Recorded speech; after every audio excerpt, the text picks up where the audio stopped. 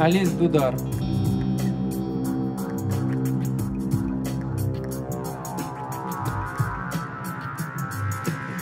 Мой за окнами гэтакі самыя поўны сонца вясны і паэм, пераліўнымі галасамі кветка кветцы вяснянкі пяе, шэры вечар стае панад садам рой хрушчоў.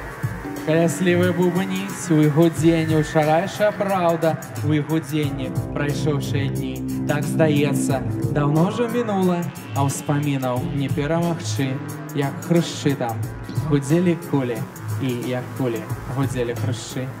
Гэтак самым вось змрокам малочным, як заставы яе прывялі гнеў нянавісці, чорныя вочы і бязлітаснасць гэтых хвілін. Ды не чорныя вочы другія, як крыло маладога хрушча, толькі б глянуць у іх, ды загінуць, ці жыццё па-другому пачаць. А за вокнамі майская радасць абшукалі, аб чым гаманіць, пазнаходзілі пляны загады, падцягнулі на стрэльбах рамні, павялі тыя дні без малітвы, у кіпенні няспыннай хады мы вялі паміж ямаў і рыцвін рэвалюцыю тыя гады.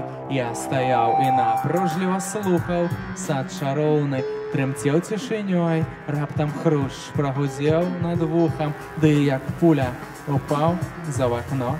Я глядзеў, дзіваваўся моўчкі, ён разгортваць крыллі пачаў. Выстрал, крык дзесьці, згаслі вочы, як крыло маладога хрушча.